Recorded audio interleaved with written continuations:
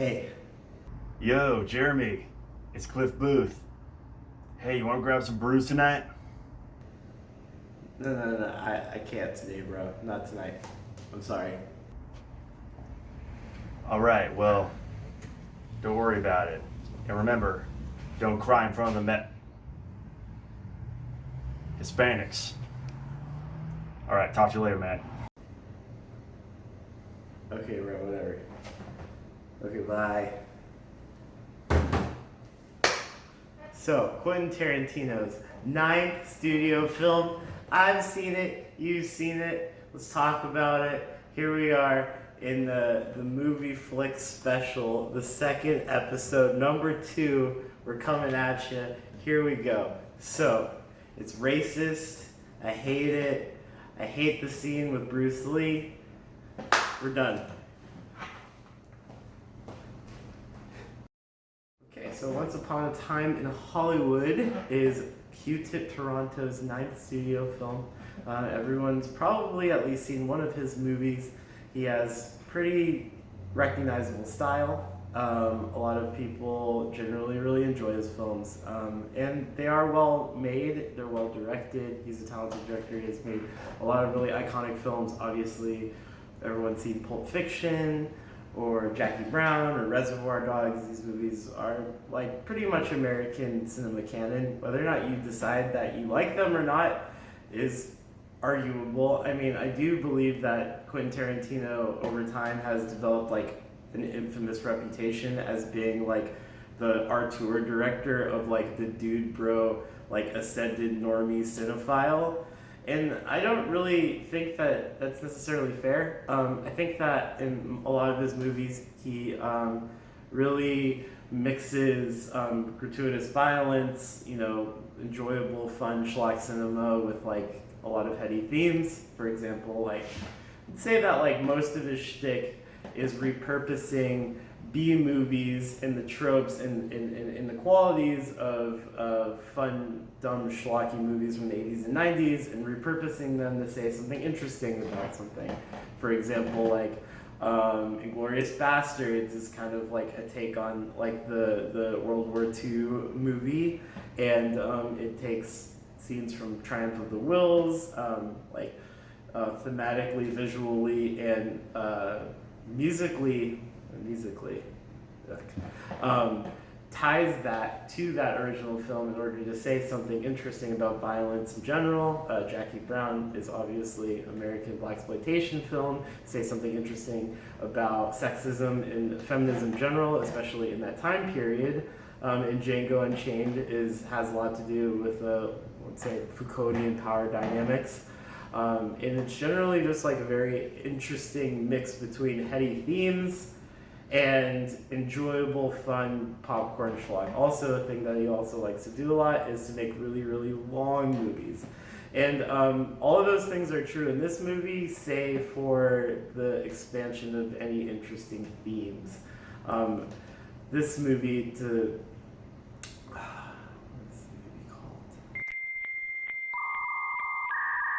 Once Upon a Time in Hollywood. Right.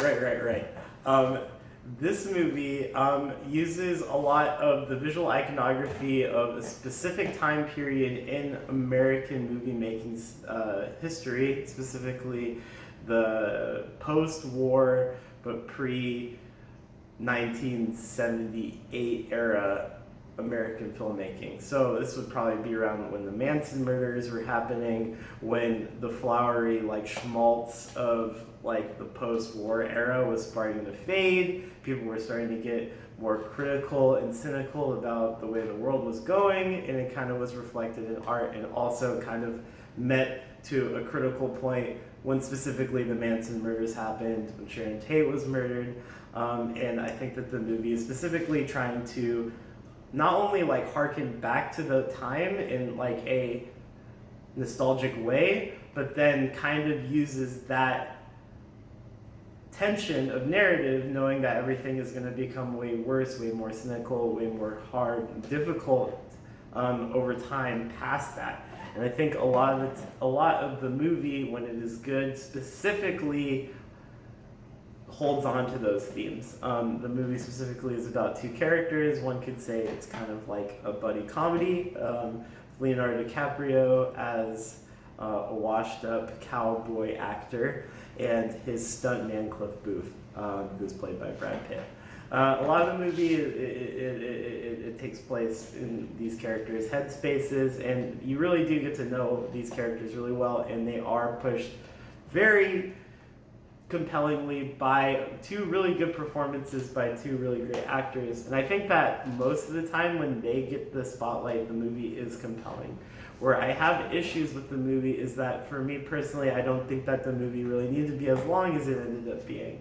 I find it really frustrating that people seem to want to give it a pass because it's a Quentin Tarantino movie, and Quentin Tarantino movies are long. And while I do understand why people would say that, I also think that the previous movies that were made were purposefully long. A lot of scenes in this movie feel like they are overlong or overly indulgent, and they don't really serve a purpose. And while I do think that that has an aesthetic and that is a choice of the film, I do find that it makes the movie a lot less watchable than his previous films, just specifically because I feel like a lot of the time it's for aesthetic purposes. It's to show these popular people and to give a feeling to the film. And although I do think that is admirable, and I do think that specifically people who are looking to see that in this movie will get a lot out of it, I just felt like it was not particularly substantive in the sense that it didn't really push its themes in a real specific, thoughtful, or interesting way, unlike his other movies, or his better movies. But his mainline titles definitely carry that on. And it's really frustrating to see that, one, the movie kind of indulges in these long, plotting, kind of meandering scenes, because I feel like that's what Tarantino thinks his audience really wants. And he also plays with that in the film. But I do think there is a line between making a compelling movie that has multiple different angles and kind of indulging yourself. A lot of the scenes in which they do cutbacks or do calls to other scenes with the same characters really kind of, and I'm so sorry for everyone who's had to talk to me about this movie, this is a frequently observed point of mine, is that it feels like almost Family Guy-esque, in the sense that those scenes only exist to set up a punchline or a joke that ultimately has almost nothing to do with the film. And while those scenes are funny, particularly I do find the scene where they splice in Leonardo DiCaprio in that Steve McQueen movie, The Great Escape, to be really funny. I do think I can almost hear Seth MacFarlane being this is the part where you do it, because I don't want to do it. You're way better at the voice than I am, too. Hey, Lois, this totally reminds me of the time where I starred in This Great Escape. Carry on. But everything I always try to go back to when I think about this movie is that it was not substantive. Everything kind of felt like it came and went. The pacing in the movie starts pretty good, and then it kind of hits a lull, and a lot of these Tarantino movies do, but it's to a point. It's to establish characterization or to have the thematics be fleshed out in some interesting way. I don't think that there's anything specifically thoughtful about Sharon Tate going to a movie theater and hanging her dirty feet on the seats in front of her and watching herself in a movie. Other than there's the idea of the fetishistic voyeuristic aspect of watching the movie, but this scene goes on for a very long time, and I don't think that it's really gleans anything of the movie. I would really like to see Margot Robbie, who is an incredible actress, allowed to talk to more people, allowed to have more scenes, allowed to flesh out the narrative a little bit more. And a lot of the time the movie spends so much of its runtime indulging itself in the performative aspects of like being in movies, making movies, being an actor, having to deal with the fact that eventually, if you're an actor, you'll fade away into obscurity. We've seen these things a million times. Like, in fact, like, I thought it was like really specifically funny how a lot of people who were like waxing so much praise about this movie. We're talking specifically about the scene where like Leonardo DiCaprio is sitting on the chair and he's reading like a pulp paperback while the little girl, like the Joaquin Phoenix character, like the Stanislavski actor, is like sitting there reading a book about like Walt Disney, and then they like wax nostalgic about Walt Disney some more. And so then he like talks about how like emotionally he's compelled by the book. But to me, it kind of felt like a funny Pratt scene because the book is so obviously like kind of hacky, and it's like such an obvious theme that like just the fact that he's so taken by it shows like how much of like a thoughtless Philistine he is. But then it was so funny because a ton of actors like wrote on Twitter about how much that scene like emotionally identified with them, and it's like, yikes. I don't know. But you have these scenes, and for the most part, they are entertaining. But what I can't help but feel like is that I left the movie feeling like it was just like 2.5 hours of my time, the 3.5 hours of my time, just like sitting there enjoying the wanking of somebody else that like I didn't particularly like care about. And so, now that we're here, we do have to talk about the issue. And I don't really think, and here's the thing, there's been a lot of opinion pieces, thoughts, and criticisms of the scene, the Bruce Lee scene, and how it like brings down the movie. And I do think that like, yeah, for me personally, my problem with the scene is that it feels mean-spirited. And for so many other actors to be in this movie, for there to be like cameos by like Steve McQueen, Sharon Tate, especially Roman Polanski, it feels like they don't really want to go in on them, and they just like want to have this like flowery little cameo, and that's great, and I think that's fine. But this scene specifically feels mean-spirited to me because one, I feel like this is like a generally like passed around cultural myth that like Bruce Lee was a jerk on set. In fact, like after I watched the movie, I tried to go on the internet and look up actual cited instances or accounts of Bruce Lee specifically doing kind of like the stupid like Asian martial arts as mysticism bullshit bit that like he kind of goes in on in the movie, which like really just comes from like strip mall dojos and like weirdos like that. I don't really think like any time in any instance was Bruce Lee ever like that much of a riotous jerk on set. And like, correct me if I'm wrong, because I can't find it. I can find more people post watching this movie trying to figure out where specifically like this cultural myth comes from than actual instances of people talking about him being a jerk on set. And while like it does feel like weirdly racial because like he does like the sounds, which like also weren't really attributed to him. It's just kind of like a bizarre myth, and it kind of goes in the fact that like in that time, especially like historically, there hasn't been very many Asian or Asian American actors in cinema, and Bruce Lee was one of the most popular ones. And so like I think there is a conflation between that and like how people feel about it and feel like how it feels problematic.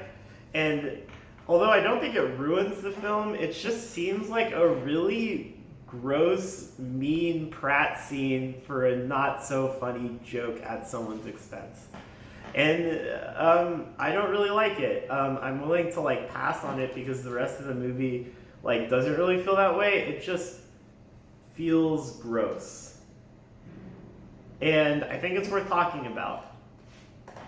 And that's pretty much all I really do have to say about it.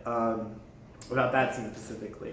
With the movie, I think that a lot of the time the movie plays around with the expectations that the audience has with Tarantino films in general. And while I do think it is a problem with the length, I do think it is interesting and compelling how he makes certain scenes, especially like the scene at the ranch, like very, very tense without necessarily having to earn it. Because people are seeing the movie, they expect it to be violent, they know that this movie is kind of about the Manson family, but you don't really know like exactly like how that's going to relate to the narrative. And I think that's super interesting. I think specifically that scene is really great. I love the payoff that the scene set has. It's very funny, it's well acted, and it's just generally like very well written. And I really enjoyed that scene specifically. I wish there were more scenes like that in the rest of the movie, because otherwise you get like a lot of set building. You get a lot of scenes of old Los Angeles. You get like certain landmarks. And I did see this picture on the internet where they had to like light up all of the I-35 freeway to get a shot.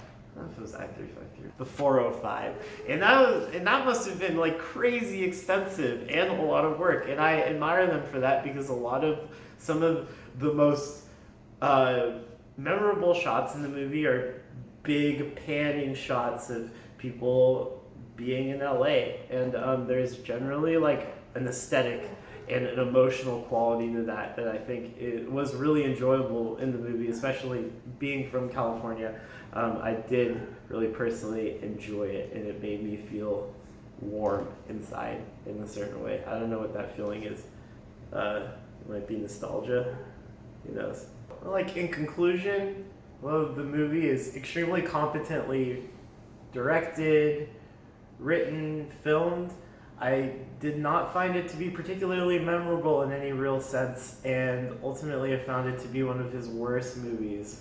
I want to give it like a 6 or a 7, but ultimately I probably would just like lay it on to a 7. Thank you for watching.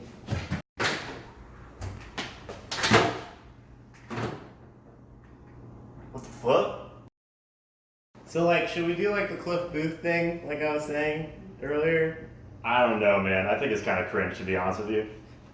But, like, I saw this movie, like, a month ago. I barely even remember what happens in it. Like, how are we gonna pad this stupid shit out?